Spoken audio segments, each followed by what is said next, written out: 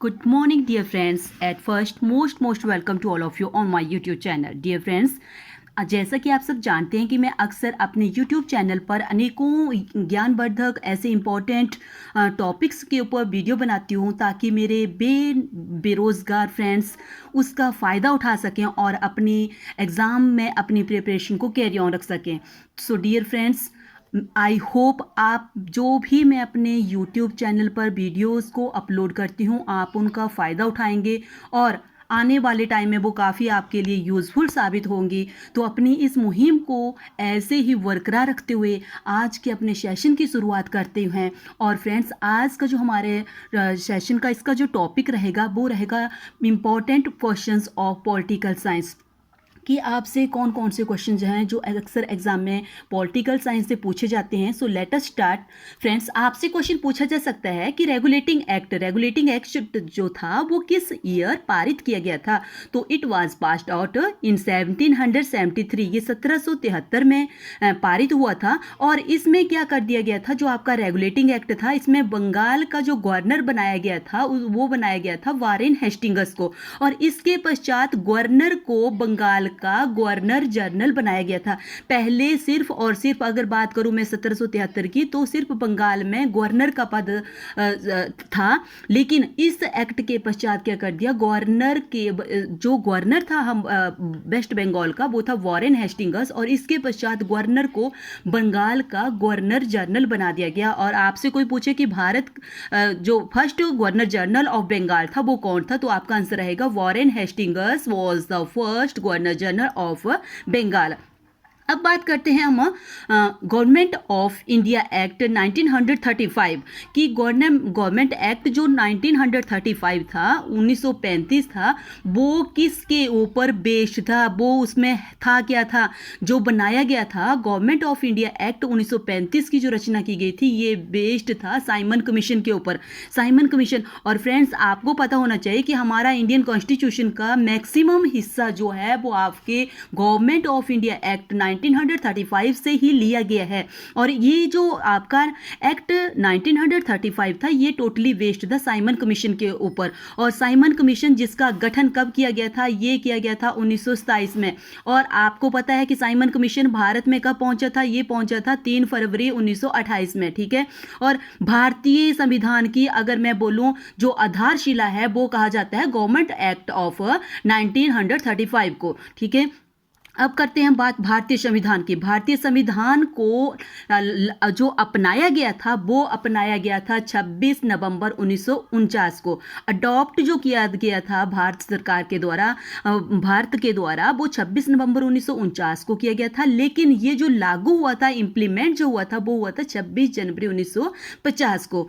अब चलते हैं हम नेक्स्ट क्वेश्चन की ओर. तो नेक्स्ट क्वेश्चन है हमारा कि भारतीय संविधान सभा की स्थापना. जी हाँ फ्रेंड्स, मोस्ट इंपॉर्टेंट क्वेश्चन है ये आपका. भारतीय संविधान सभा की जो स्थापना की गई थी ये की गई थी आपकी 9 दिसंबर 1946 को.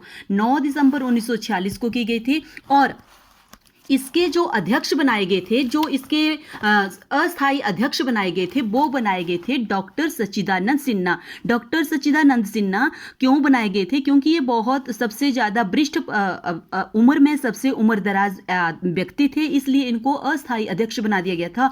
और ठीक इसके 2 दिन बाद फिर से दोबारा मीटिंग बुलाई गई थी, जो कि कब बुलाई गई थी, 11 दिसंबर 1946 को. और इसमें जो अध्यक्षता की गई थी, जो स्थायी अध्यक्ष बनाया गया था, यह भारतीय संविधान सभा का जो स्थायी अध्यक्ष चयनित किया गया था वो किया गया था डॉक्टर राजेंद्र प्रसाद जी को. और डॉक्टर राजेंद्र प्रसाद, ये वही डॉक्टर राजेंद्र प्रसाद थे जो भारत के प्रथम राष्ट्रपति बने थे आगे चल के.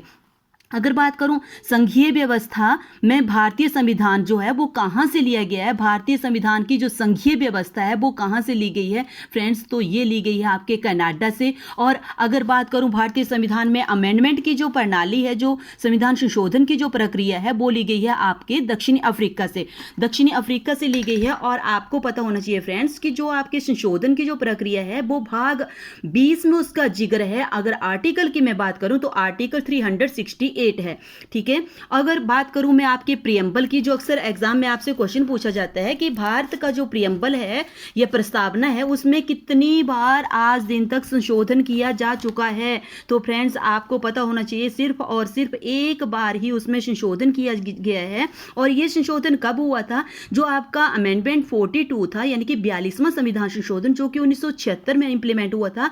इसमें हमारा जो भारतीय संविधान था उसकी प्रस्तावना में 3 शब्दों को जोड़ा गया था। जी हाँ, ये 3 शब्द थे आपका समाजवाद, अखंडता और धर्मनिरपेक्षता। ये 3 शब्द आपके संविधान की प्रस्तावना में जोड़े गए थे।